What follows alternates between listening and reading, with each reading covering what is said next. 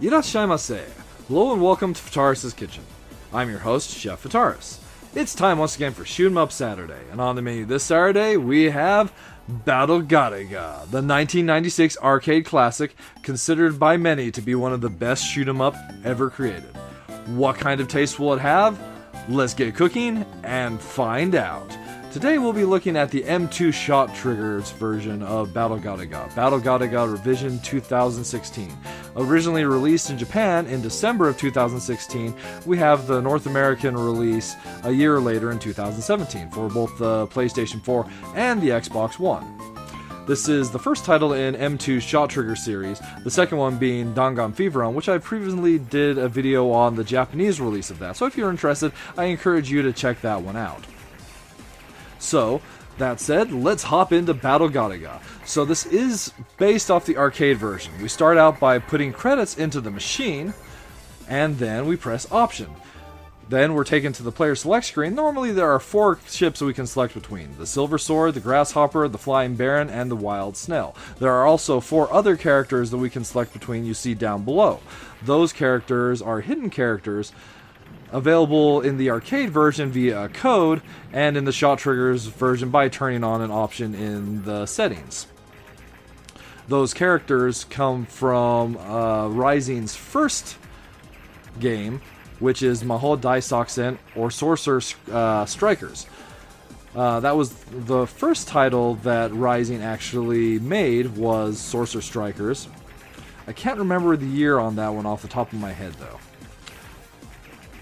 So, this is Battle Garegga. We have our ship, which of course has the ability to move around and shoot. We also have bombs, which are different for each of the 8 possible fighters you can pick. And then we have the ability to change our option formation.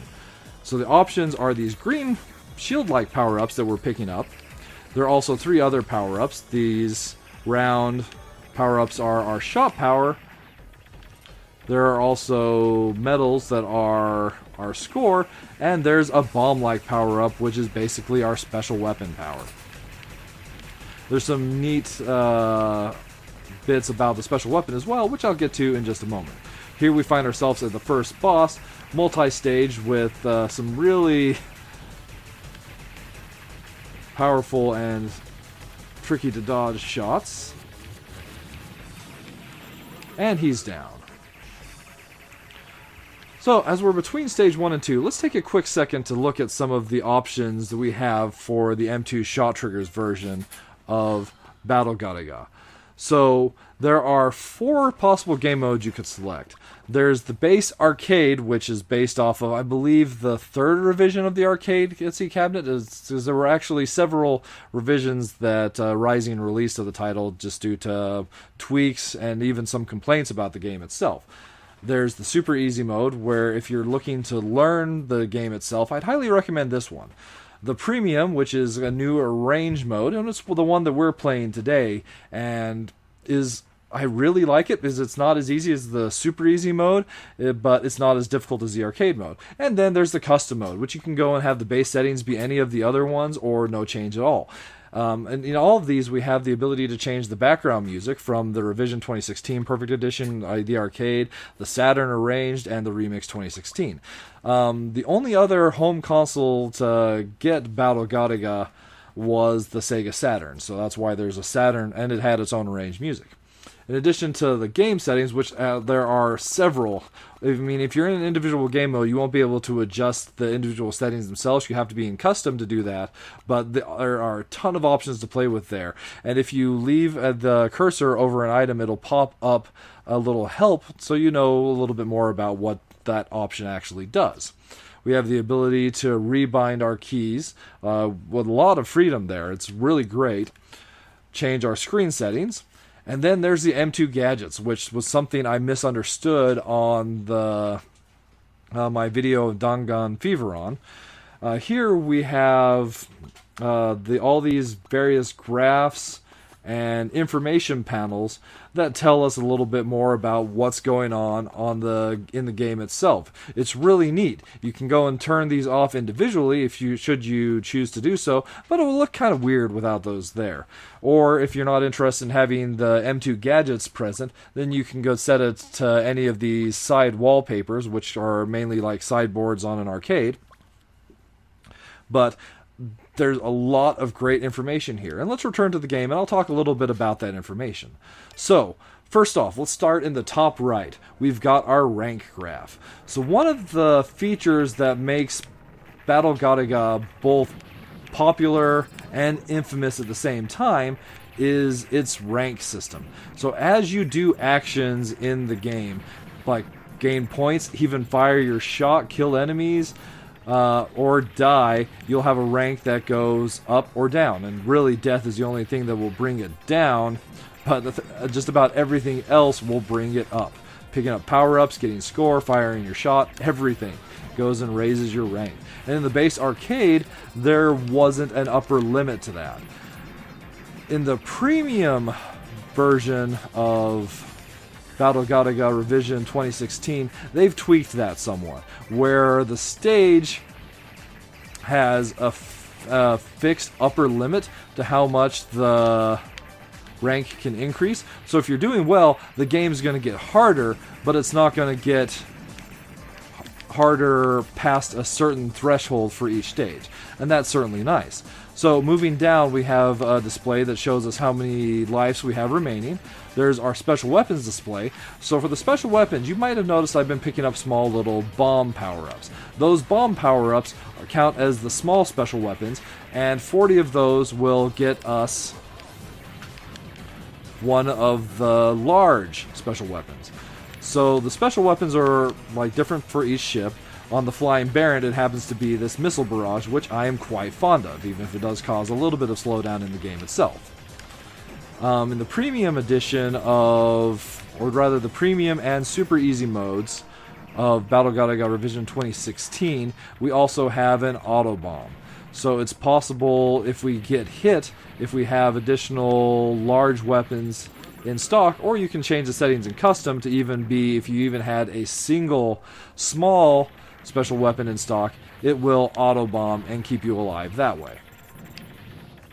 So yep, pick up 40 of these small bombs and we'll get an additional special weapon. You have the boss timer and the boss HP below that. And then you have a little indicator which shows you what next power-up will drop from the enemies. That's random, but at least it goes and shows us what the table looks like. A rapid count for the rapid fire of our shots, and then the formation formation info. And this is one of the really awesome features to Battle Garegga.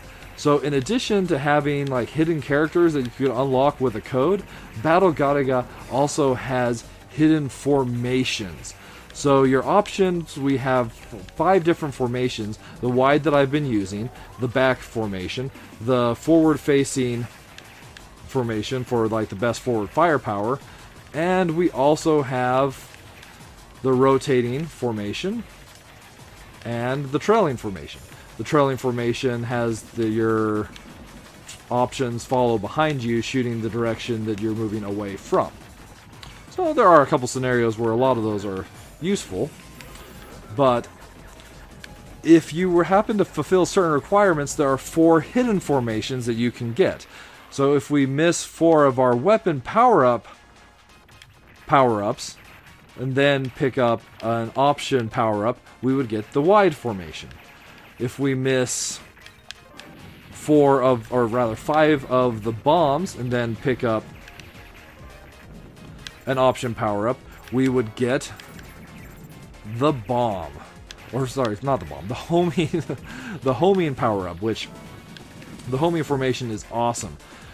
Miss 5 of the option power-ups and then pick up an option, and you'll get the search formation.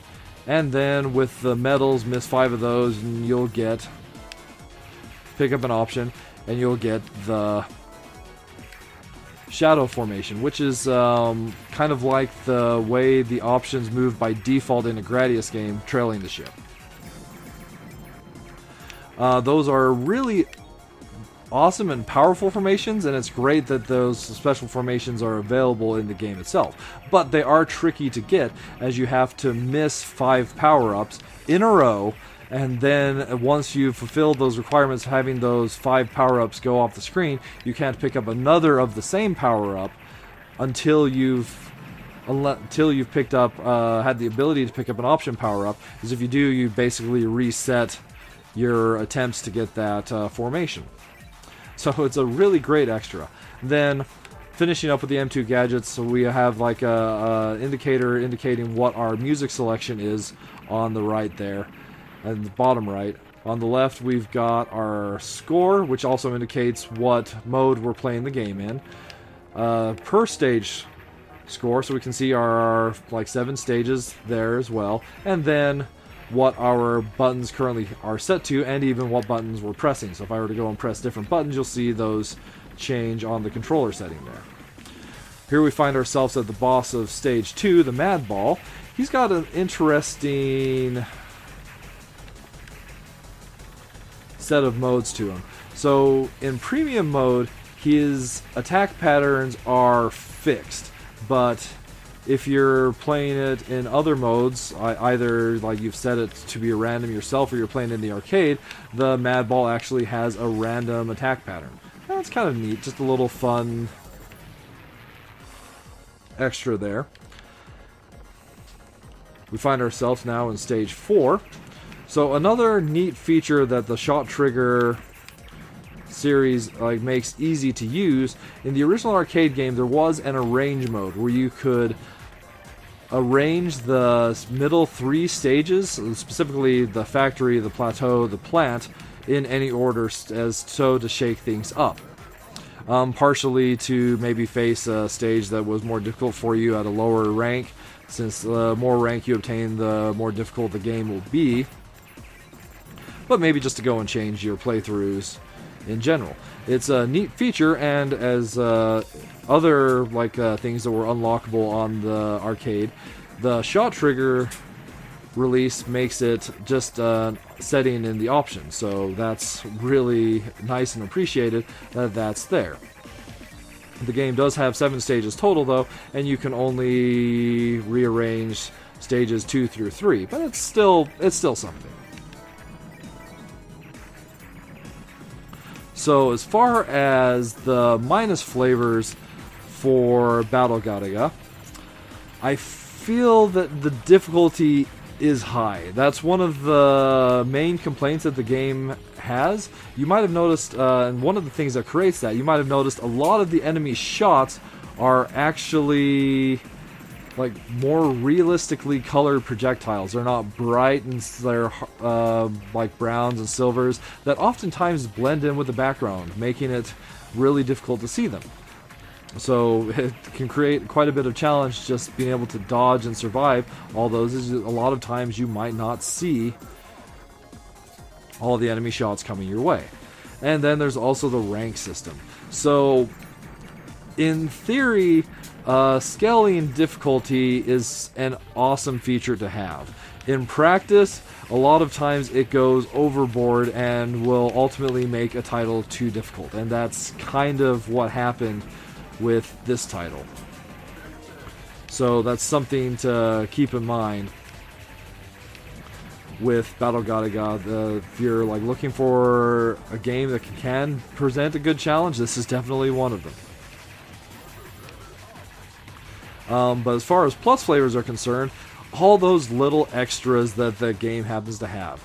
The addition of the 4 hidden characters that you can unlock, the 4 hidden option formations, that's really neat stuff to have available in a game, and it's the kind of thing that would keep me coming back. In addition to that, you've got 8 different ships that each have slightly different playstyles to play. The Mahou Daisakusen characters actually have each one of them by default one of the hidden formations, so if you're not able to obtain them through the normal means, you can experience them that way. There's just a lot of awesome there. Then you've got the extra of the different soundtracks, the great gameplay. I haven't been able to go and decide yet if this is one of the greatest shoot 'em ups ever made, in my opinion, but it's definitely a title worth checking out. So there we have it. Battle Garegga Revision 2016 served up for your enjoyment. If you're a fan of shoot 'em ups, I would highly encourage you to seek out this game, and it doesn't necessarily need to be the 2016 revision, or just whatever version that you happen to want to try, and check it out. There's a lot of neat features here that I think are worth your time and your attention. Thank you so much for coming out and joining me for this week's episode of Shoot 'em Up Saturday, and as always, I look forward to seeing you again next week.